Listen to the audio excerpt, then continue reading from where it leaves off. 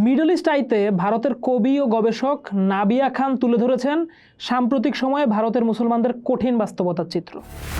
তিনি লিখেছেন, ভারতের মুসলমানেরা আজ এক নতুন যুদ্ধের মুখে, যা তাদের উপর চাপিয়ে দেওয়া হয়েছে। কাশ্মীর হামলার পর এই সংকট আরও তীব্র আকার ধারণ করেছে।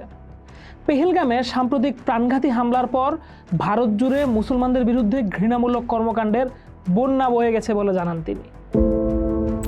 নাগরিক অধিকার সংস্থার হিসাবে সারা দেশে বিদ্বেষকাণ্ডের 184টি ঘটনা নথিভুক্ত হয়েছে, যার মধ্যে হুমকি, হামলা ও হত্যাকাণ্ডও রয়েছে।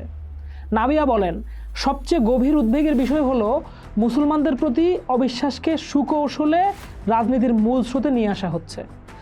ভারতে একজন মুসলমান হিসেবে বেঁচে থাকার সংজ্ঞাই যেন নতুন করে নির্ধারণ করা হচ্ছে। পেহেলগাম হত্যাকাণ্ডের প্রতিক্রিয়ায় ভারত সরকার অপারেশন সিঁদুর নামে একটা সামরিক অভিযান চালায়। তারা এই হামলার দায়ের জন্য সরাসরি পাকিস্তানকে দায়ী করে, যদিও ইসলামাবাদ এই অভিযোগ অস্বীকার করেছে। নাবিয়া বলেন, অদ্ভুতভাবে ভারতে সরকারের নিরাপত্তা ব্যর্থতা নিয়ে প্রশ্ন না তুলে সাধারণ ভারতীয় মুসলমানদের দেশপ্রেমের পরীক্ষা নেওয়া হচ্ছে। সামাজিক যোগাযোগ মাধ্যমে মুসলমানদের অহরহ অনুপ্রবেশকারী ও দেশদ্রোহী আখ্যা দেওয়া হচ্ছে। লেখক হোসেন হায়দারির মতে, ভারত পাকিস্তান যখনই উত্তেজনায় জড়ায় তার মাসুল দিতে হয় ভারতীয় মুসলমানদের। কয়েক দশক ধরে তাদের অনেককে পাকিস্তানি হিসেবে দেখা হয়, যা এক গভীর ক্ষত। সম্প্রতি হরিয়ানায় আম্বালায় দেখা গেছে জয় শ্রীরাম স্লোগান দিতে দিতে উন্মত্ত জনতা মুসলিমদের মালিকানাধীন দোকানে আগুন দিচ্ছে। আসল কথা হলো, এটা কোনো স্বতঃস্ফূর্ত সাম্প্রদায়িক দাঙ্গা নয়, বরং ডানপন্থী গোষ্ঠীগুলোর সুসংগঠিত সহিংসতা।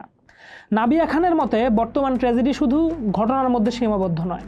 মূল সংকট হলো অবিশ্বাসকে রাজনীতির কেন্দ্রে এনে মুসলমানদের নাগরিকত্বকে সত্ত্বাধীন করে তোলা। বিশ্লেষক সারা আথারের মতে, এখন গ্রহণযোগ্য মুসলিম হওয়াও একটা অলিখিত মানদণ্ডের ভিতরে পড়ে যাচ্ছে।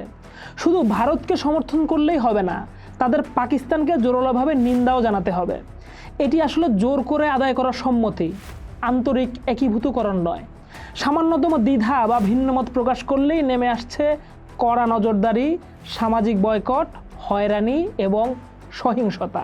ভারতের মূলধারার রাজনীতিবিদেরা এই ক্রমবর্ধমান ঘৃণার ঢেউ প্রসঙ্গে প্রায় নীরব ভূমিকা পালন করে আসছেন। বিরোধী দলগুলো এই বিতর্কিত বিষয়ে জড়িয়ে জনসাধারণের বা রাষ্ট্রের রোশনালে পড়ার ঝুঁকি নিতে চাইছে না।